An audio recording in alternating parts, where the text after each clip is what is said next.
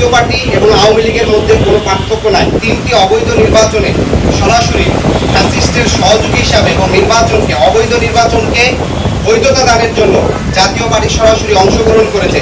আমাদের প্রথম বিষয়টি হচ্ছে গণ অভ্যুত্থানের 1 বছর হয়ে যাওয়ার পরেও আমরা এখনো দেখতে পাচ্ছি গণ অভ্যুত্থানে অংশগ্রহণকারী যারা শহীদ হয়েছেন, যারা আহত হয়েছেন, তাদের পুনর্বাসন, চিকিৎসা এবং তাদের নিরাপত্তা, সেই বিষয়টি এখনো নিশ্চিত হয়নি। আমরা কিছুদিন পূর্বে দেখেছিলাম শহীদ পরিবাররা তাদের দাবিতে মাঠে নামে, সেখানে পুলিশ লাঠিচার্জ করে এবং বেশ কিছু শহীদ পরিবারের সদস্যরা আহত হন। আমরা সরকারের কাছে শহীদ পরিবার এবং আহত সহযোদ্ধা যারা আছেন তাদের পুনর্বাসন এবং নিরাপত্তা নিশ্চিতের জন্য আহ্বান জানিয়েছি। দ্বিতীয়ত বিষয় হচ্ছে জুলাই গণঅভ্যুত্থানে অংশগ্রহণ করেছে আমাদের দেশের আপামর জনতার সাথে প্রবাসে থাকা আমাদের সহযোদ্ধারা অংশগ্রহণ করেছেন, প্রবাসী ভাইয়েরা অংশগ্রহণ করেছেন। সেক্ষেত্রে সংযুক্ত আরব আমিরাতে আমরা সেখান থেকে বেশ কিছু লোক আটক হয়েছিল, তাদেরকে সরকারের পক্ষ থেকে উদ্যোগ নিয়ে নেওয়া হয়েছে। এখনও সেখানে 25 জন সহযোদ্ধা আইনি জটিলতায় আছে। সে বিষয়ের জন্য সরকার উদ্যোগ গ্রহণ করে, সে বিষয়টিও আমরা দৃষ্টি আকর্ষণ করছি। এর পাশাপাশি আরেকটি গুরুত্বপূর্ণ বিষয়, আপনারা জানেন সরকারের পক্ষ থেকে একটি গুম কমিশন করা হয়েছে। গতকালকে আন্তর্জাতিক গুম প্রতিরোধ দিবস ছিল এবং সেই গুম কমিশন স্পষ্টভাবে উল্লেখ করেছে গত 15 বছর ধরে বাংলাদেশে যে বিচার বহির্ভূত হত্যাকাণ্ড, গুম হয়েছে, সেখানে রাষ্ট্রীয় বিভিন্ন সংস্থার বিষয়ে তারা অভিযোগ আনছেন এবং প্রতিবেদনে উল্লেখ করেছেন।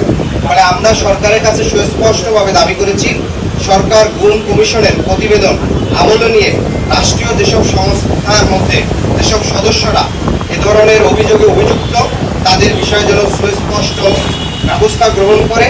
এবং একই সাথে আমরা যে বিষয়টি আশঙ্কা করছি যে বাংলাদেশে গত 15 বছরে যে নির্বাচনগুলো হয়েছিল, সেই নির্বাচনগুলোতে আমরা দেখেছিলাম রাষ্ট্রীয় সংস্থা বিভিন্নভাবে প্রভাবিত করার চেষ্টা করত। যারা বিরোধী দল হবে তারা সরকারে নির্বাচন করতে পারবে কি পারবে না, নানা বিষয়ে তারা প্রভাবিত করত। সর্বশেষ 2024 সালের ইলেকশনের আগে আপনারা দেখতে পারবেন বিভিন্ন দলকে নির্বাচনে এনে নির্বাচনকে অংশগ্রহণমূলক দেখার জন্য নানা ধরনের গ্রেপ্তার, প্রভাবিত করার চেষ্টা করেছে। ফলশ্রুতিতে গুম কমিশন যে বিষয়টি এখানে উঠে এসেছে সেটাকে আমলে নিয়ে যথাযথ যেন পদক্ষেপ গ্রহণ করা হয়। আরেকটি বিষয় আমরা বলেছি যে ইতিমধ্যে জাতীয় ঐক্যমত্য কমিশন জুলাই সনদের চূড়ান্ত পর্যায়ে আছে, এখনও চূড়ান্ত হয়নি। সেই জুলাই সনদের আইনি ভিত্তির জন্য আমরা বলেছি জুলাই সনদের আইনি ভিত্তি এবং সাংবিধানিক ভিত্তির জন্য আগামী যে নির্বাচনটি হবে সেই নির্বাচনটি যেন অবশ্যই গণপরিষদ নির্বাচন হয় এবং সেই গণপরিষদের নির্বাচনের মাধ্যমে বাংলাদেশের দীর্ঘ 54 বছরের যে রাজনৈতিক সংকট, যে একক ব্যক্তিকেন্দ্রিক যে স্বৈরতান্ত্রিক মনোভাব কিংবা কাঠামো গড়ে উঠছে, সেটার স্থায়ী সমাধানের জন্য আমরা মনে করি আগামী নির্বাচনটি গণপরিষদ নির্বাচন অনুষ্ঠিত হয় এবং সেটা নতুন সংবিধান প্রণয়ন করবে।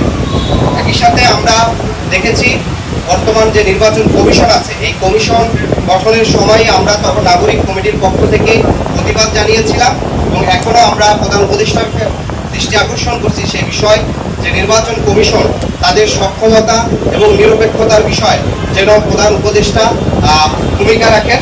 কারণ আপনারা দেখতে পাচ্ছেন কিছুদিন পূর্বেও একটি নির্বাচন করার পূর্বে যার সীমানা নির্ধারণ নিয়ে ইসি ভবনের মধ্যে যেভাবে অন্য পক্ষকে যেভাবে হামলা করা হয়েছে, সেই বিষয়টি আসলে ইসির সক্ষমতা এবং একই সাথে তার নিরপেক্ষতা নিয়েও প্রশ্ন আসছে। একই সাথে আমরা আরেকটি বিষয় গত কয়েকদিন ধরে লক্ষ্য করেছি যে সরকারের পক্ষ থেকে কিন্তু গত 3টি নির্বাচন যে জুলাই ঘোষণাপত্র দেওয়া হয়েছে, সেই ঘোষণাপত্রে সরকার উল্লেখ করেছেন গত 3টি নির্বাচন অবৈধ নির্বাচনের মাধ্যমে ফ্যাসিস্ট সরকার এখানে চেপে বসেছে।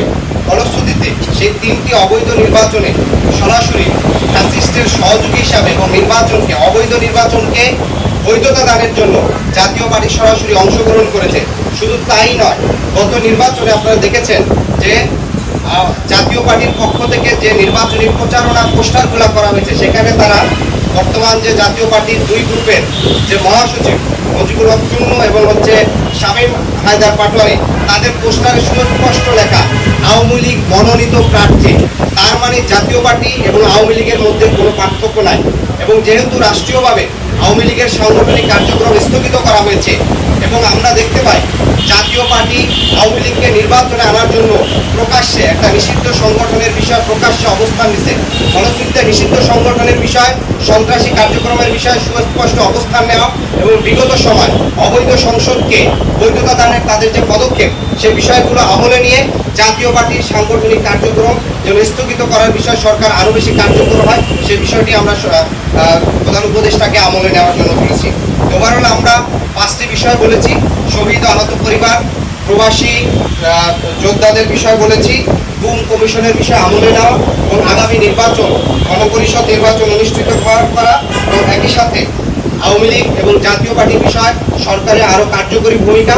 আওয়ামী লীগের যেসব হত্যা মামলায় যারা এখনো মামলায় আছেন তাদের অনেককেই আটক করা হয় নাই কিংবা যাদের বিরুদ্ধে মামলা হয়েছে সরকারের কাছ থেকে সুস্পষ্টভাবে সমন্বিত পদক্ষেপ আমরা দেখি না। অনেক সময় দেখি একজনের নামে অনেকগুলো বেশি মামলা হয়, যে মামলাগুলো অনেক সময় মেরিটলেস হয়।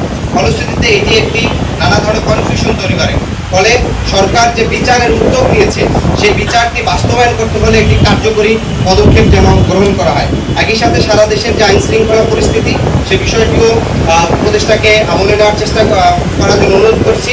আর সরকারের পক্ষ থেকে আমরা দেখেছি যে বাংলাদেশে একই সাথে অনেকগুলো বিশ্ববিদ্যালয় ছাত্র সংসদ নির্বাচনের বিষয়ে সরকার উদ্যোগ নিছে, সেটি যেন সুষ্ঠু সুন্দরভাবে অনুষ্ঠিত হয়, কোনো ধরনের বাধার সম্মুখীন যেন না হয় সেটি বিষয়ে যেন কার্যকর পদক্ষেপ